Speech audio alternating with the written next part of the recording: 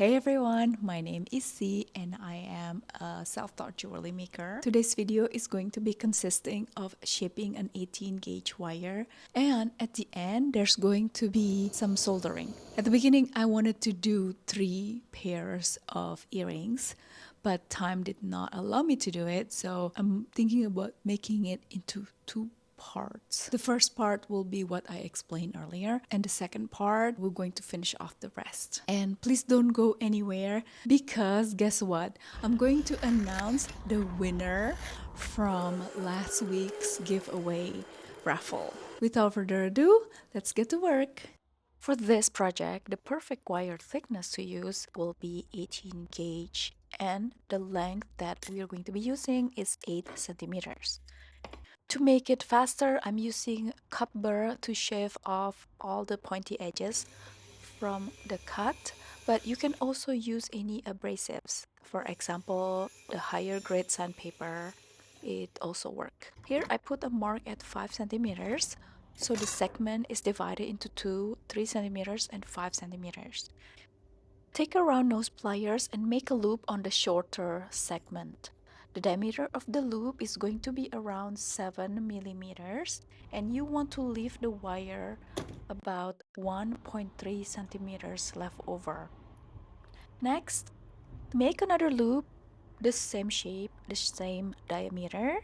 It will look like a number 8. You're welcome to pause for a closer look. Next is the tricky part. First, you need to hold it like this, with the shorter wire pointing up and the longer wire pointing down. With the help of flat nose pliers, you need to hold the loops, take the longer wire that is pointing down, and wrap it around the midsection of the 8 shape. So right now, both of the wires are pointing up, and now it's pointing down because I'm swifting it. Now take the short one and fold it to the other direction. Now the both wire is pointing to the different direction again. Next, take the longer one and continue the loop to join the direction of the shorter wire. Please make sure that there's no gap between the wire when you're making this midsection loop. That way you have a very tight ribbon. Here you have the wire ribbon. Don't be discouraged if they are ugly. You can always adjust it, which is what I did. I actually spent more time adjusting it rather than making it. And if you really didn't do it well, you can always redo the work. Just make sure that if it becomes too hard, a quick anneal will help prevent it from breaking. Let's take a look at this ribbon. I'm very happy with the shape, but it's just that the length of the tail that bothers me, so I'm going to cut off the leftover wire to get a more balanced ribbon. For this design, hammering is optional. If you know my style, however, I like to add texture to my wire. First, because it would look like it's been made by a real professional jewelry maker rather than just a bent wire.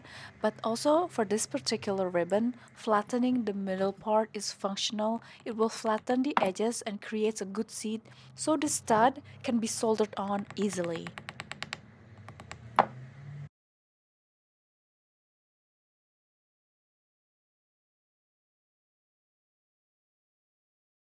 Let's move on to soldering. I post the ribbon on the soldering block, coat the piece with flux, and this is my setup. I always use a third hand to hold the 1 centimeter stud.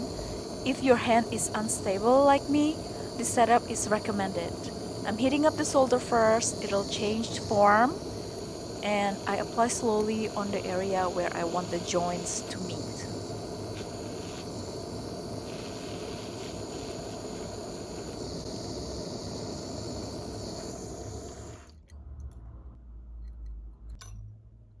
Like I said at the beginning of the video that I was actually making 3 styles of ribbon. Well, here you get to see the sneak peek of the shape. Well, actually you've already seen the shape in the thumbnail, so never mind. Pick up the half pair to make sure that the pair has mirror image and the shape is harmonious. Well, you might think that I'm done, right? Unfortunately, I made a mistake. If you notice while soldering, I've melted some of the wire. here. Uh-oh. Since the melting part it's not too significant though, thankfully I can just file off the crumbly part and move on with my life. And here I'm going to give the tail a little curve, just like the quirky mustache of one of the Thompson and Thompson from Tintin. I'm shaving off the edge of the ribbon and voila! Done!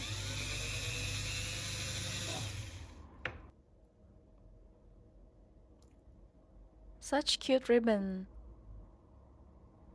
Okay, I will adjust some more. Alright. I think I have to leave these ribbons alone. They're already looking good. This is the end product after being polished. It fits perfectly on my daughter's tiny earlobe. Thank you, dear daughter, for your willingness to be my model.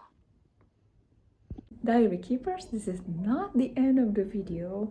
Please stay tuned for next week because that's where I will publish the second part of this tutorial. If you love this week's video, you're going to love the next week's video. Let's go to the fun part. I put everybody's name in this bowl.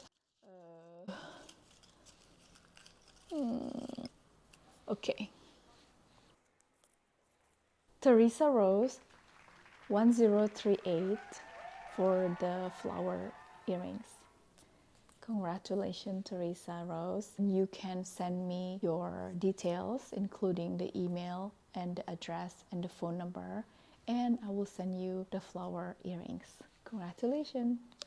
Diary Keepers, thank you so much for watching and participating. And don't forget to click like and subscribe. And if you have other idea of what I should make next for the video, I would love to get some idea from you. Stay creative, be kind to yourself and others, and I'll see you on the next video for the part 2. Everyone, this is not the end of the video. Please stay tuned for next week video where you will watch the second part of the styles. So a little bit of a reminder, there's going to be the second and the third styles of the earrings. It's going to be bigger and